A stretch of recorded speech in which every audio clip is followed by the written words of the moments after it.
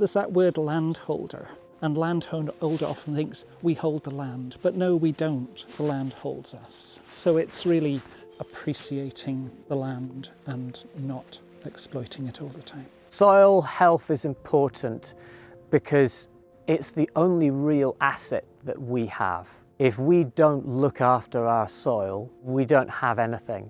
If we had a different metric, a different measurement for judging farmer success, measuring farms on the basis of the number of people, species and good jobs that they nourish, rather than simply the number of tonnes they produce. Potentially farmers have one of the biggest inputs to reversing climate change, stopping climate change, and we need to bring farmers with us.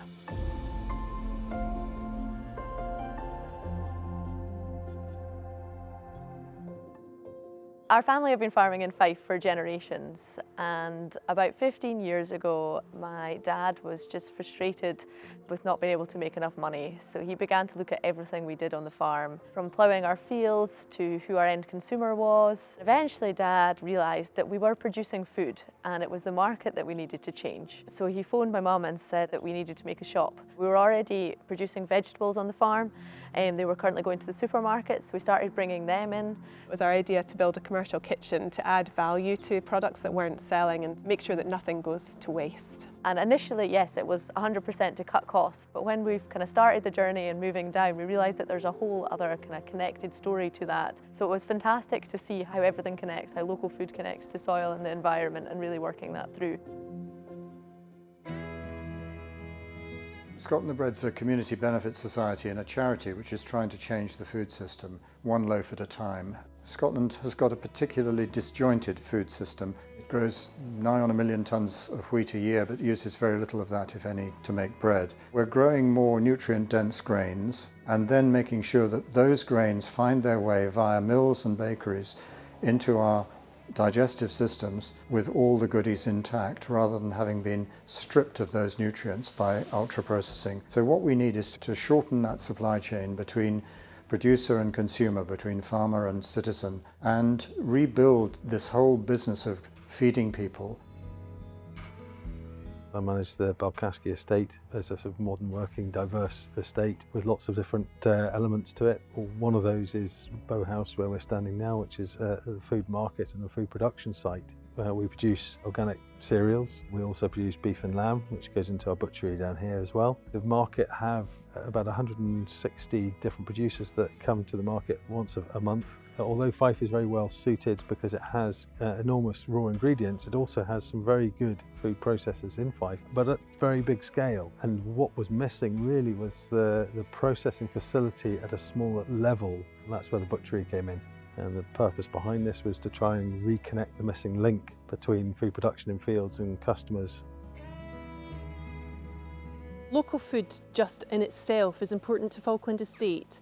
We have a lot of farming activity that takes place here on the estate. We want to get as much of that as possible through to local markets. I've always been farming. I've been brought up with it all my life, and I like to produce quality cattle and quality sheep. I've now been here 6 years and I've not bought any artificial fertilisers or sprays in the whole time that I've been here. And to be fair, the organic barley is at a high standard. Although we're not producing the huge yields, it is quality barley, just maybe a lesser amount than I'm used to doing. So over the course of the last 18 months, we have set up a weekly click and collect market that allows us to take our produce direct to the consumers, which is wonderful to know that it's going from field straight through to people's dinner plates. It is an online platform and they can order a whole range of different produce. We work with 30 different producers at the moment. There's a whole range of different locally grown and produced foodstuffs. Some of the suppliers are based here on Falkland Estate. For example, we've got Falkland Kitchen Farm, who are award-winning salad and veg growers. We met studying philosophy at St Andrews, and we also, through our studies in philosophy, became really interested in environmental ethics. Part of our ambition is to prove that really great tasting produce doesn't have to sort of cost the earth. And now we're growing over 70 varieties of vegetables and supplying 100 veg boxes a week. We also sell to independent retailers and restaurants in the local area.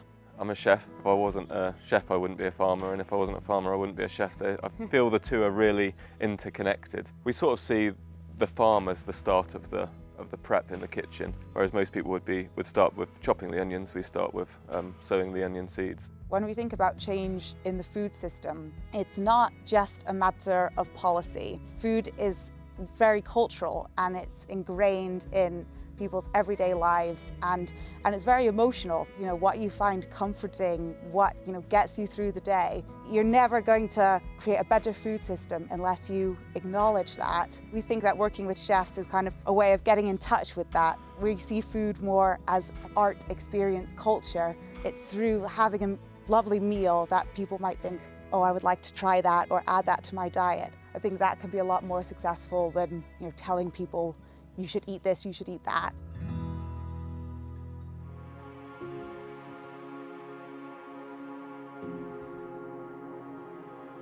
It is pretty scary at the moment. We don't have a lot of time to begin to do something seriously. We've spent a long time since the Second World War producing food as cheaply as possible in as huge volumes as possible, and we've suddenly realised that actually we've not really been paying attention to the nutrition of that food. That has huge implications for society. That's on everything from the NHS to school attainment to how often people visit the dentist, and that's also linked back to how we produce food and the effect that that has on the environment. A fear is that we fail to acknowledge the problems with the food system that we have. The domino effect of not getting food right and the food system right has some pretty major consequences for social equality, culture, society, and significantly the environment and the climate. We try to think about our farming in terms of the 5 principles of regenerative agriculture. We like to minimise disturbance, keep the soil covered, keep living roots in the soil as much as possible, increase diversity, and integrate livestock. If we are able to increase the amount of life in the soil, grow more soil, we are able to take more carbon out of the atmosphere and put it into the soil. We can kill soil life by adding fungicides or insecticides, adding synthetic fertilizers. You can grow bigger crops. That is often at the expense of the life in the soil, which is keeping the whole system alive. So soil health is intimately connected with how our climate is. We've got an ethos here at Falkland Estate of trying to keep our impact on the environment minimal. And organic farming is a great step towards doing that. And actually that presents a lot of challenges in terms of marrying land sustainability with business sustainability, and opening up markets is a crucial way of doing that, helping people to understand the difference it can make just by them buying a few local products and buying organically, locally, where that impact is already minimal. The reason the climate emergency came is because we're so far removed from nature. We thought we could control nature, whereas we're very much part of nature, and we need to bring everybody in the community back to realising that we have a huge impact on what is around us, and it really matters what you eat. And we really need to focus down on what people want us to do to improve that situation. If we get clear guidance as to what the best practices are, then farmers are more than willing to change. We're also in a very precarious position at the moment because people are scared. There's a lot of changes that need to be made, and I think in many instances farmers feel like they're becoming targets. It's really, really important to get people to understand, what farmers are trying to do and how they're trying to protect the environment, and also to understand the value that is in that. Farmers are an integral part of helping us get through the climate emergency, but farmers can't do it all. Consumers are becoming increasingly aware, not just from an understanding of health, but also from an animal welfare or from an environmental perspective. If they can see it, they can understand it, they can trust it, and it's much easier to do at a local level. My sense is in 20 years' time that the many people who come and walk here would be far more conscious of where their food comes from. My hope is that there's a tipping point going on, and that there are more and more people who are understanding it farmers, consumers, and we together realise that it's going to serve all of us if we change.